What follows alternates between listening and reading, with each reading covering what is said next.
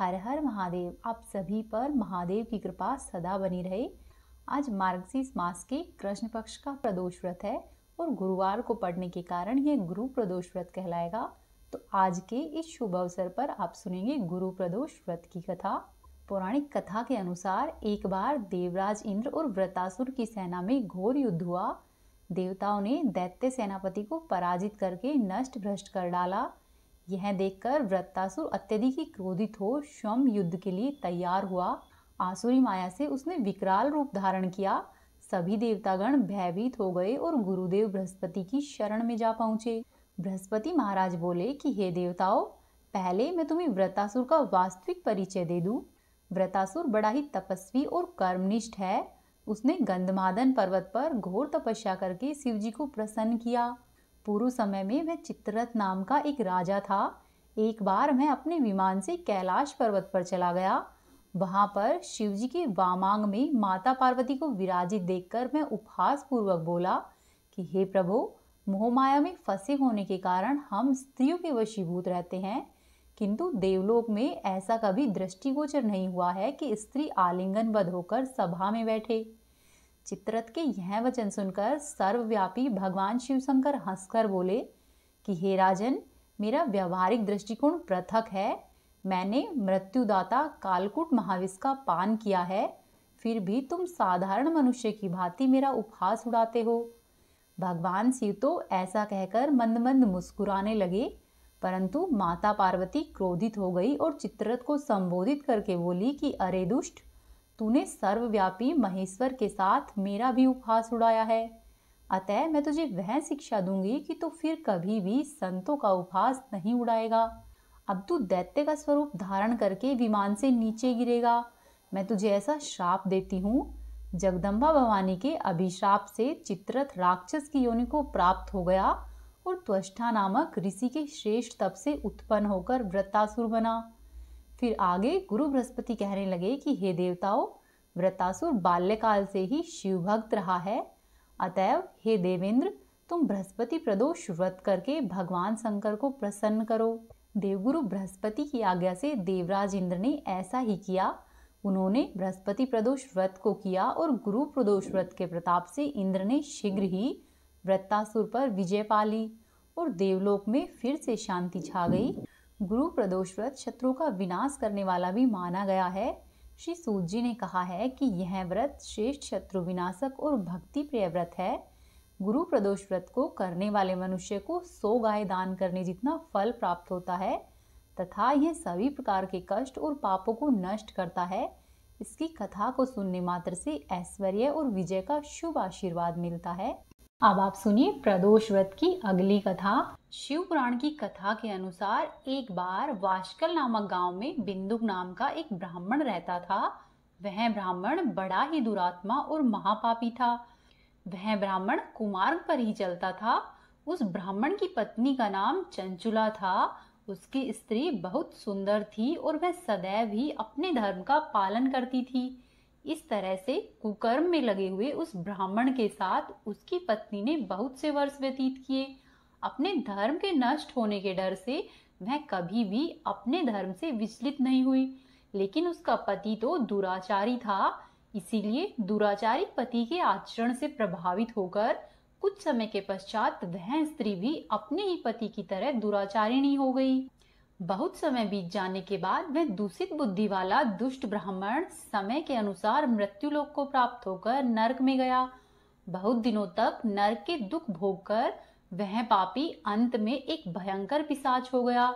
दूसरी तरफ उस दुराचारी पति की मृत्यु के पश्चात चंचुला बहुत समय तक अपने पुत्रों के साथ अपने घर में ही रहती। एक दिन ईश्वर की कृपा से वह अपने बंधु और बांधवों के सहित एक तीर्थ के क्षेत्र में गई।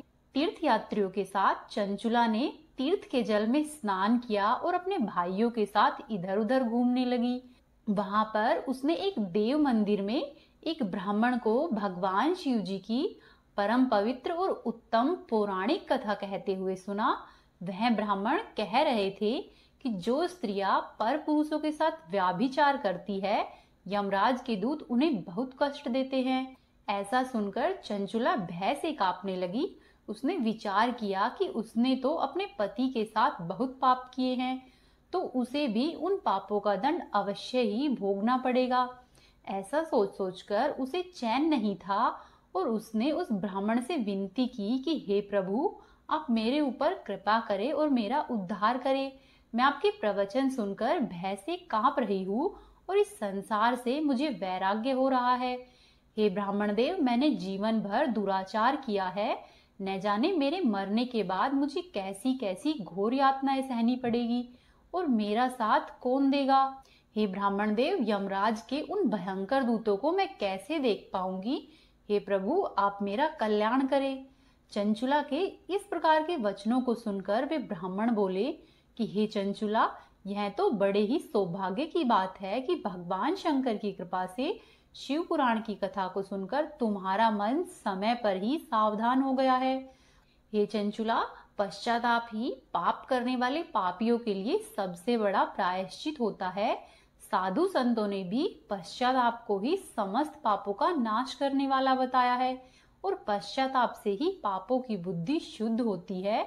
जो भी मनुष्य अनजाने में किए हुए पाप कर्मों का पश्चाताप करता है, वह समस्त भय से मुक्त होकर निर्भय हो जाता है। इसीलिए ब्राह्मण पत्नी, तुम विषयों से अपने मन को हटाओ और भक्ति भाव से भगवान शंकर की इन पावन कथाओं को नित्य प्रति सुनो। इस कथा को सुनने से तुम्हारे चित्त की शुद्धि होगी और तुम्हें मोक्ष की प्राप्ति होगी। ऐसा सुनने के बाद उस चंचुला ने शिव पुराण की कथा को सुनने की इच्छा से अपने मन में उस ब्राह्मण देव की सेवा करने का संकल्प लिया और ऐसा सोचकर ब्राह्मण से निवेदन करके वह उन्हीं के साथ रहने लगी। उसके पश्चात उस शुद्ध बुद्धि वाले ब्राह्मण ने उस स्त्री यानी कि चंचुला को शिव महापुराण की समस्त कथा कह सुनाई। तत्पश्चात समय का चक्र पूरा होने के बाद भक्ति, ज्ञान और वैराग्य से युक्त हुई चंचुला ने अपने शरीर को बिना किसी कष्ट के त्याग दिया। जैसे ही चंचुला ने अपने शरीर को त्यागा, भगवान शंकर का भेजा हुआ दिव्य विमान वहां पर आ पहुंचा और भगवान शंकर के गणों ने चंचुला को उस दिव्य विमान पर बिठाया और उसको लेकर शिवलोक में चले गए। अब चंचुला दिव्य रूप धारण कर चुकी थी और दिव्यांगना हो चुकी थी। चंचुला ने वहां पर साक्षात भगवान शंकर को देखा। उनके 5 मुख थे और हर मुख में उनकी 3 आंखें थी। मस्तक पर चंद्रमा सुशोभित हो रहा था। उन्होंने अपनी बाईं ओर माता पार्वती को बिठाया हुआ था। उनका सारा शरीर भस्म से भासित था। शरीर पर श्वेत वस्त्र शोभा पा रहे थे। इस प्रकार परम उज्जवल भगवान शंकर का दर्शन करने के बाद वह ब्राह्मण पत्नी बहुत प्रसन्न हुई। उसने महादेव और देवी पार्वती को प्रणाम किया और उसकी आंखों से अश्रुओं की अविरल धारा बहने लगी। संपूर्ण ही शरीर में रोमांच पैदा हो आया और माता पार्वती व भगवान शंकर ने बड़ी करुणा से उसे अपने पास बुलाया और उसकी ओर देखा। माता पार्वती ने चंचुला को प्रेम पूर्वक अपनी सखी बना लिया। इसके बाद चंचुला देवी पार्वती की सखी बनकर कैलाश पर्वत पर ही रहने लगी। कुछ दिन ऐसे ही व्यतीत हो गए, लेकिन चंचुला को बीच बीच में अपने पति का ख्याल भी आता था। एक दिन चंचुला माता पार्वती के पास पहुंची और बोली कि हे गिरिजा नंदिनी, मनुष्यों ने सदा ही आपका सम्मान किया है। हे स्कंद माता, हे उमे, आप समस्त सुखों को देने वाली हो। हे शंभु प्रिया, आप ही संसार की सृष्टि, पालन और संहार करने वाली हो। वह चंचुला इस प्रकार से महेश्वर पत्नी उमा की स्तुति करके सिर झुकाकर चुपचाप खड़ी हो गई। उसके नेत्रों में प्रेम के आंसू उमड़ आए थे। तब करुणा से भरी हुई शंकर प्रिया भक्त वत्सला माता पार्वती देवी ने चंचुला को संबोधित करके इस प्रकार से कहा। पार्वती जी बोली कि हे सखी चंचुले, हे सुंदरी, मैं तुम्हारी इस की हुई स्तुति से अत्यधिक प्रसन्न हूँ। बोलो, तुम क्या वरदान मांगती हो? जो तुम मांगोगी मैं उसे अवश्य ही प्रदान करूंगी। तब चंचुला बोली कि हे गिरिजा कुमारी, मेरे पति बिंदुक इस समय कहाँ पर है और उनकी कैसी गति है, मैं यह सब नहीं जानती हूँ। मैं अपने उन पतिदेव से जिस प्रकार संयुक्त हो सकूं, आप वैसा ही कुछ उपाय कीजिए। हे महेश्वरी, हे महादेवी, मेरे पति एक शुद्र जातीय वैश्या के प्रति आसक्त थे और पाप में ही डूबे रहते थे। उनकी मौत मुझसे पहले हो गई थी, ना जाने वे किस गति को प्राप्त हुए होंगे। तब गिरिजा कुमारी बोली कि बेटी, तुम्हारा बिंदुक नाम वाला पति बड़ा ही पापी था। उसका अंतःकरण बहुत ही दूषित था। वैश्या का उपभोग करने वाला वह महामूढ़ मरने के बाद नरक में पड़ा और अनगिनत वर्षों तक नरक में अनेक प्रकार के दुख भोग कर वह पापात्मा अपने शेष पाप को भोगने के लिए विंध्य पर्वत पर पिशाच बनकर बैठा हुआ है। इस समय वह पिशाच योनि में है और अनेक प्रकार के कष्ट उठा रहा है। वह दुष्ट केवल वायु पीकर ही जीवित रहता है, वहां पर सब प्रकार के कष्ट सहता है। तब गौरी देवी की यह बात सुनकर उत्तम व्रत का पालन करने वाली चंचुला अपने पति के महान दुख से दुखी हो गई। फिर अपने मन को शांत करके उस ब्राह्मण पत्नी ने व्यथित हृदय से महादेवी को प्रणाम करके फिर से पूछा कि हे महादेवी, मुझ पर कृपा कीजिए और दूषित कर्म करने वाले मेरे उस दुष्ट पति का अब उद्धार कर दीजिए। हे महादेवी, मुझे कुछ ऐसा उपाय बताइए जिससे कि मेरे पति को उत्तम गति प्राप्त हो सके। तब पार्वती जी ने कहा कि तुम्हारा पति अगर शिव पुराण की पुण्यमयी उत्तम कथा को सुने तो सारी दुर्गति को पार करके वह उत्तम गति का भागीदार हो सकता है।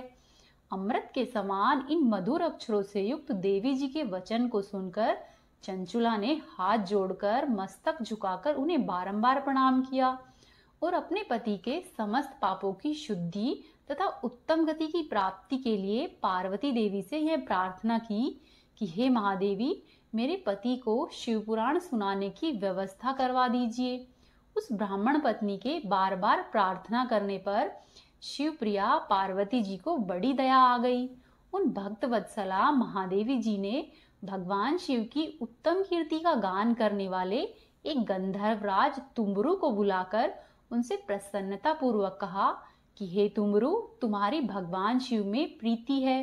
तुम मेरे मन की बातों को जानकर मेरे अभिष्ट कार्यों को सिद्ध करने वाले हो, इसीलिए मैं तुमसे एक बात कहती हूँ जिससे कि तुम्हारा कल्याण हो। तुम मेरी इस सखी के साथ शीघ्र ही विंध्य पर्वत पर जाओ। वहां पर एक महाघोर और भयंकर पिशाच रहता है। उसका वृतांत तुम आरंभ से ही सुनो। मैं तुम्हें प्रसन्नता पूर्वक सब कुछ बताती हूँ। पूर्व जन्म में वह पिशाच बिंदुक नामक ब्राह्मण था। मेरी इस सखी चंचुला का पति था, परंतु वह दुष्ट वैश्यगामी हो गया। संध्या और स्नान आदि नित्य कर्म छोड़कर अपवित्र रहने लगा। क्रोध के कारण उसकी बुद्धि पर मूर्खता छा गई थी। वह कर्तव्य में विवेक नहीं कर पाता था। वह बिना खाने योग्य पदार्थ को खाता, सज्जनों से द्वेष रखता और दूषित वस्तुओं का दान लेता। यह उसका स्वाभाविक कर्म बन गया था। वह अस्त्र और शस्त्र लेकर हिंसा करता, बाएं हाथ से खाता, दीनों को सताता और क्रूरता पूर्वक पराये घरों में आग लगा देता था। चांडालों से प्रेम करता और प्रतिदिन ही वैश्या के संपर्क में रहता था। वह बड़ा ही दुष्ट था। वह पापी अपनी पत्नी का परित्याग करके दुष्टों के संग में ही आनंद मनाता था। वह मृत्यु के बाद दुराचार में ही फंसा रहा। फिर अंतकाल आने पर उसकी मौत हो गई। वह पापियों के भोग स्थान घोर यमपुर में गया।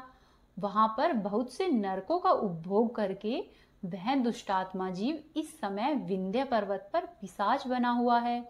वहीं पर वह दुष्ट पापों का फल भोग रहा है। तुम यत्न पूर्वक शिव पुराण की उस दिव्य कथा का वहां पर जाकर प्रवचन करो।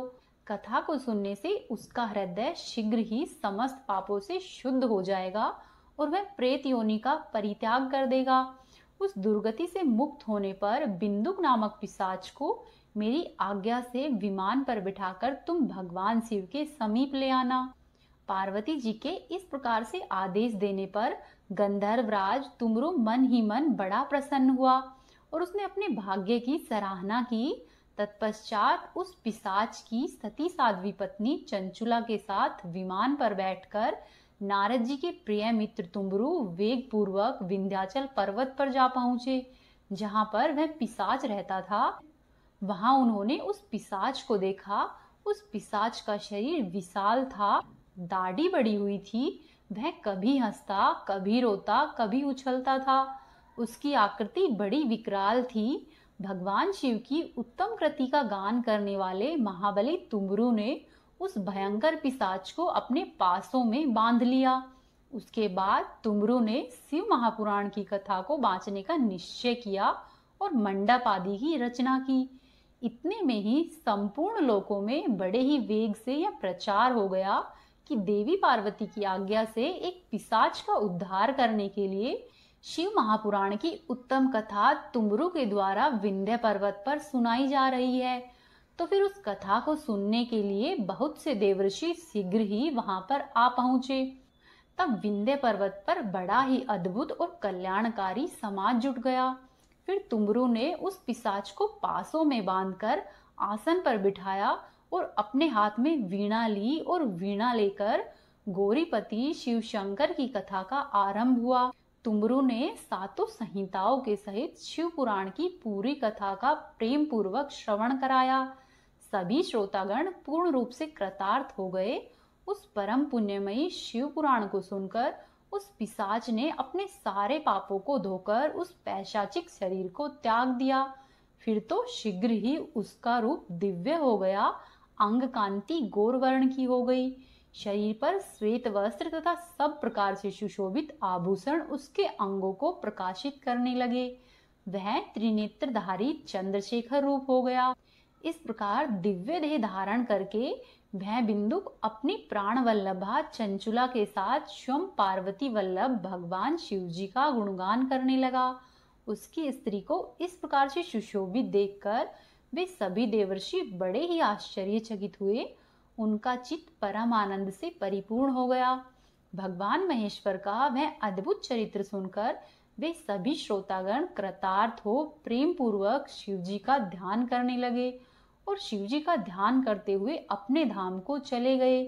दिव्य रूपधारी श्रीमान बिंदुक भी सुंदर विमान पर अपनी प्रियतमा चंचुला के साथ बैठकर सुखपूर्वक आकाश में स्थित हो बड़ी ही शोभा पाने लगा। बोलो माँ पार्वती की जय, बोलो भगवान शंकर की जय। तो ये थी आज की कथाएं। उम्मीद है आपको पसंद आई होगी। यदि आपको पसंद आई है तो चैनल को जरूर सब्सक्राइब कीजिए, वीडियो को लाइक करें और कोशिश करें कि अपने 1 या 2 दोस्तों के साथ वीडियो को शेयर करें। हरे कृष्णा।